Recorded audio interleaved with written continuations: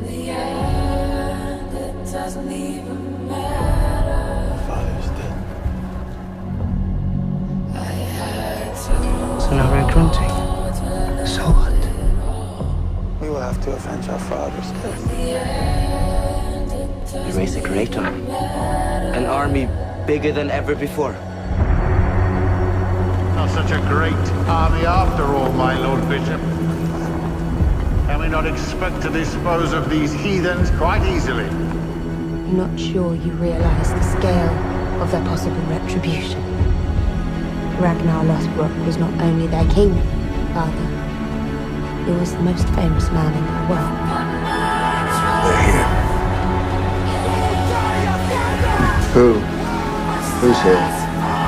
The great heathen army. You're about to receive a great heathen army. We've landed on the coast. I promise you, they're already well prepared for any incursions into our kingdom. I urge you again to take heed of my warning. The sons of Ragnar are sure to come. God help us. I don't think he can.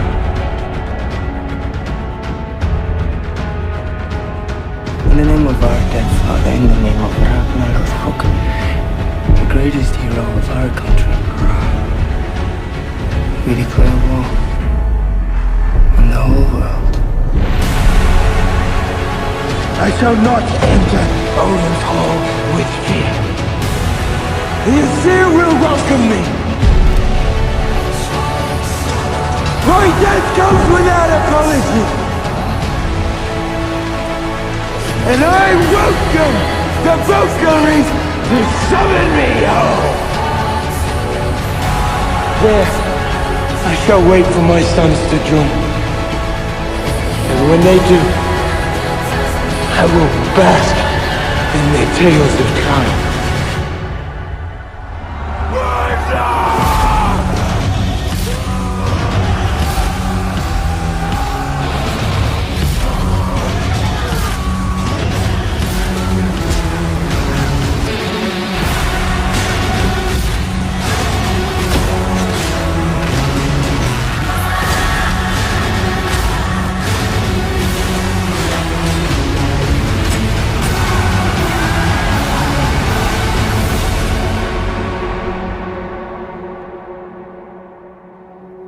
Our father abandoned us.